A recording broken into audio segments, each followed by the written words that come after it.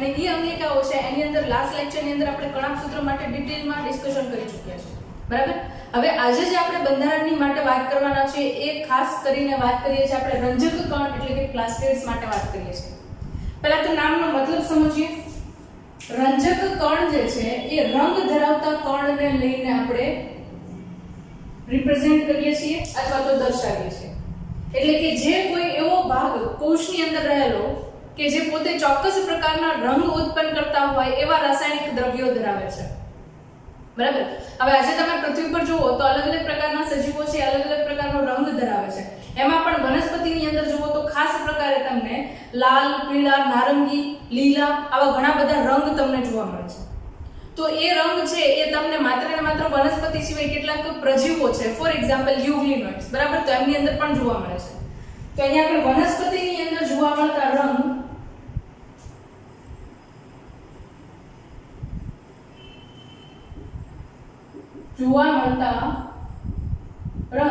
કોને આભારી છે? તો કે એ છે આભારી રંગકણને. આના ઉપરાંત તમે કેટલાક પ્રજીવો જુઓ, કેટલાક પ્રોટિસ્ટા, બરાબર. તો એ પ્રોટિસ્ટાની અંદર એક એક્ઝામ્પલ તરીકે જુઓ તો યુગ્લિના, બરાબર. તો એમની અંદર પણ તમને આ રંગકણ છે, પ્લાસ્ટિડ છે એ જોવા મળે છે, બરાબર. હવે યુગ્લિના જે છે એ એક પ્રકારે અપવાદ છે, આ તમને ઓલરેડી આઈડિયા હશે, બરાબર. કારણ કે એમની અંદર તમે જુઓ છો કે બંને પ્રકારની પોષણ પદ્ધતિ ધરાવે છે, સ્વયંપોષી અને પરપોષી. સ્વયંપોષી તરીકે પોતે સૂર્યપ્રકાશની હાજરી હોય ત્યારે પોતાની અંદર રહેલું હરિત દ્રવ્ય છે એની મદદથી ખોરાક બનાવશે. જ્યારે સૂર્યપ્રકાશ ગેરહાજર છે ત્યારે એક કોષીય યુગ્લિના છે એ કોઈ બીજા સજીવ એનાથી નાના છે એનો ખોરાક તરીકે ઉપયોગ કરે છે, બરાબર. તો યુગ્લિનોઇડ્સ છે એમની અંદર જે હરિત દ્રવ્ય છે એક પ્રકારનું શું છે તો કે રંજક કણ છે જે પ્રકાશ સંશ્લેષણની પ્રક્રિયામાં મદદ કરે છે. મુખ્યત્વે તમે અહીંયા આગળ જુઓ તો રંજક કણ છે અલગ અલગ આકારના હોઈ શકે અને અલગ અલગ સંખ્યામાં અલગ અલગ પ્રકારના કોષોની અંદર હાજર હોઈ શકે છે, બરાબર. હવે સ્પેશિયલી અહીંયા આગળ આપણે વાત કરવાની છે રંજક કણ જે છે એના પ્રકાર માટે. પહેલો જે પ્રકાર છે એને કહીએ છીએ ક્લોરોપ્લાસ્ટ. આનું નામ તમે બધાએ સાંભળેલું છે, ક્લોરોપ્લાસ્ટ. એટલે અહીંયા આગળ આપણે વાત કરીએ છીએ હરિત કણ માટે. બીજું જે નામ છે ક્રોમોપ્લાસ્ટ, જેને આપણે કહીએ છીએ રંગકણ, બરાબર. અને ત્રીજું જે છે એને કહીએ છીએ લ્યુકોપ્લાસ્ટ એટલે કે રંગહીન કણ અથવા તો રંગવિહીન કણ. આ ત્રણ મુખ્ય ભાગોની અંદર આપણે રંજક કણ છે એમને વિભાજિત કરીએ છીએ. ઓકે. હરિત કણ જે છે એની અંદર જે ઘટક આવેલા છે એમને આપણે નામ આપીએ છીએ હરિત દ્રવ્ય. શું કહીએ છીએ એને? હરિત દ્રવ્ય. હરિત દ્રવ્ય શું છે તો કે એમની અંદર તમે જુઓ તો ક્લોરોફિલ અને કેરોટીનોઇડ્સ જેવા ઘટકો આવેલા હોય છે. ક્લોરોફિલ અને કેરોટીનોઇડ્સ, બરાબર. એમાં ક્લોરોફિલ જુઓ તો અલગ અલગ પ્રકારે 5 પ્રકારના ક્લોરોફિલ છે. Chlorophyll A, chlorophyll B, chlorophyll C, chlorophyll D and chlorophyll chlorophyll E, બરાબર. આ 5 અલગ અલગ પ્રકારની જાતિઓમાં અલગ અલગ પ્રકારના ક્લોરોફિલ મળે છે. એમાંથી જે ઉચ્ચ કક્ષાની વનસ્પતિ છે કે જે પ્રકાશ સંશ્લેષણની પ્રક્રિયામાં ભાગ ભજવે છે એમની અંદર ક્લોરોફિલ A અને ક્લોરોફિલ B મુખ્ય ઘટક તરીકે આવેલું હોય છે હરિત કણની અંદર, બરાબર છે.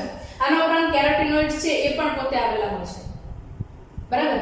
હરિત કણ છે એના માટેનો ઓલરેડી લેક્ચર છે ચેનલ ઉપર અવેલેબલ છે. ચેપ્ટર નંબર 13 ની અંદર ક્લોરોપ્લાસ્ટનું સ્ટ્રક્ચર એટલે હરિત કણની સંરચના છે એને ડિટેલમાં ડિસ્કસ કરેલી છે અને કેવી રીતે પ્રકાશ સંશ્લેષણની પ્રક્રિયામાં ભાગ ભજવે છે એ પણ એની અંદર ડિસ્કસ કરેલું છે, રાઈટ. નેક્સ્ટ એના પછી જોઈએ તો અહીંયા છે રંગકણ ક્રોમોપ્લાસ્ટ. હવે આપણે જોઈએ છીએ કે વનસ્પતિ જે છે એની અંદર અલગ અલગ પ્રકારના રંગ હોય છે. ફોર એક્ઝામ્પલ નારંગી છે તો એનો રંગ નારંગી છે, ઓરેન્જ છે, બરાબર. એટલા માટે જ એને નારંગી કહીએ છીએ. આના ઉપરાંત તમે સ્ટ્રોબેરી જુઓ તો એની અંદર રેડ કલર છે. પર્ણો જુઓ તો એ ગ્રીન કલરના છે. ગ્રીન એપલ્સ પણ આવે છે. પછી રેડ ચીલી છે જેની અંદર લાલ કલર છે, ગ્રીન ચીલી છે જેની અંદર ગ્રીન કલર છે. તો આ બધા જ છે એ શું છે એક પ્રકારે કલર ધરાવતા હોય એવા સબસ્ટન્સ છે, બરાબર. તો એમાં કલર ધરાવતા સબસ્ટન્સ તરીકે અહીંયા આગળ કેરોટીનોઇડ્સ અથવા તો કેરોટીન, ઝેન્થોફિલ્સ, બરાબર. આ ઘટકો છે જે મુખ્યત્વે ચરબીમાં દ્રાવ્ય હોય છે એટલે કે ચરબીયુક્ત દ્રવ્ય તરીકે હોય છે, બરાબર છે. આ જે છે મુખ્યત્વે તમને વનસ્પતિની અંદર રંગ આપવા માટે જવાબદાર હોય એવા ઘટકો છે જે લાલ છે, પીળો છે, ઓરેન્જ છે, એવા અલગ અલગ પ્રકારના કલર જે છે રંગકણના કારણે આવતા હોય છે. બરાબર છે. છેલ્લો જે ટોપિક છે એની અંદર આપણે કહીએ છીએ રંગવિહીન કણ. હવે આ જે છે એને ખાસ યાદ રાખજો. કોષની અંદર આપણે જોઈએ છે વનસ્પતિ કોષની અંદર અલગ અલગ 3 સ્વરૂપની અંદર ખોરાકનો સંગ્રહ થાય છે. બરાબર? એક પ્રોટીન સ્વરૂપે, કાર્બોદિત સ્વરૂપે અને લિપિડ સ્વરૂપે. બરાબર? તો એ સંગ્રહ પામતા જે ઘટકો છે એમને કોઈ ચોક્કસ રંગ હોતો નથી. બરાબર? કોઈ ચોક્કસ રંગ હોતો નથી. તો અહીંયા આગળ તમે જુઓ તો 3 પ્રકારના મુખ્ય ઘટકો છે. પહેલું આપણે વાત કરીએ કે જે કાર્બોદિતનો ખોરાક તરીકે સંગ્રહ કરે છે જેને આપણે કહીએ છીએ સ્ટાર્ચ કણ, અને વૈજ્ઞાનિક ભાષામાં કહું તો એને આપણે નામ આપીએ છીએ મંડકણ. બરાબર? મંડકણ તમને એક્ઝામ્પલ તરીકે કહું તો બટાકામાં પુષ્કળ પ્રમાણમાં મંડકણ છે જોવા મળશે, જે તમને એકદમ કલરલેસ સ્ટ્રક્ચર્સ તરીકે આવી સંરચનાઓ છે જોવા મળશે. બરાબર? મંડકણની અંદર બીજું જે છે એને આપણે કહીએ છીએ ચરબી કણ અથવા તો તેલી બિંદુ, જેને ઓઇલ ડ્રોપલેટ્સ પણ કહી શકે.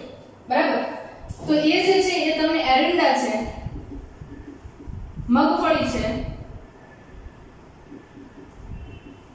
એમની અંદર લિપિડ્સ કે ચરબી સ્વરૂપે ખોરાકનો સંગ્રહ જોવા મળે છે. બરાબર? અને એ તમને લિપિડ ડ્રોપલેટ સ્વરૂપે ઓલરેડી કોષની અંદર હાજર જોવા મળશે. બરાબર? ફોર એક્ઝામ્પલ આપણે મગફળી છે એમની અંદરથી ઓઇલ કાઢીએ છીએ, ક્યાંથી આવે છે તો કે એમના જે આપણે ખાસ કરીને બીજપત્રો કહીએ એમની અંદર ખોરાકનો સંગ્રહ થયેલો હોય છે, જે તેલી બિંદુ સ્વરૂપે હોય છે, જેની અંદરથી આપણે ઓઇલ એક્સટ્રેક્ટ કરીએ છીએ અને આપણે ખોરાક તરીકે ઉપયોગમાં લેતા હોઈએ છીએ. બરાબર? અને છેલ્લું જે છે એને આપણે કહીએ છીએ સમિતાઈ કણ. આ સમિતાઈ કણ જે છે મુખ્યત્વે શેનો સંગ્રહ કરે છે તો કે પ્રોટીનનો સંગ્રહ કરે છે. અને આ પ્રોટીન યુક્ત ઘટકો તમને કોની અંદર જોવા મળે તો કે આપણે જે શીંબી કુળની વનસ્પતિ કહીએ છીએ એટલે કે કઠોળ છે એમની અંદર તમને જોવા મળશે. બરાબર? કઠોળ તરીકે ઘણા બધા તમને ખબર છે, મગ છે, મઠ છે, ચણા છે, આ બધા જ જે છે એમની અંદર તમને પ્રોટીન ઘણા બધા માત્રાની અંદર હાજર હોય છે. આ ઉપરાંત વટાણા છે, સોયાબીન છે, આ બધાની. બરાબર? તો એ પ્રોટીન યુક્ત ઘટકો સ્વરૂપે જે બિંદુઓ સ્વરૂપે સંગ્રહ થાય છે એ શું છે અને સમિતાઈ કણ કહે છે. પણ આ બધાની એક લાક્ષણિકતા છે કે મોટા ભાગે રંગ ધરાવતા નથી. બરાબર? તો આ જે છે રંજક કણ એટલે કે પ્લાસ્ટિડ્સ છે એમને લઈને ઇન્ફોર્મેશન હતી. હરિત કણ જે છે અલગથી તમને ડિસ્કસ કરેલો ઓલરેડી અવેલેબલ છે, જે તમે જોઈ શકો છો. અને હરિત કણ જે છે એને સ્પેશિયલી લર્ન કરજો, કારણ કે ચેપ્ટર નંબર 13 ની અંદર જે પ્રોટોસિન્થેસિસ પ્રકાશ સંશ્લેષણની પ્રક્રિયા છે એ બધી જ પ્રક્રિયા એની અંદર થાય છે. તો જેટલું તમને હરિતકણ સરળ રીતે સમજાયેલું હશે એટલું જ તમને પ્રકાશ સંશ્લેષણની પ્રક્રિયા સમજવા માટે ઈઝી રહેશે. બરાબર? છતાં પણ જો ટોપિકને લઈને કંઈ પણ ડાઉટ હોય તો તમે કમેન્ટ્સ બોક્સમાં કમેન્ટ કરી શકો છો. હું ટ્રાય કરીશ કે તમારા કમેન્ટ્સના આન્સર આપી શકું. ઓકે.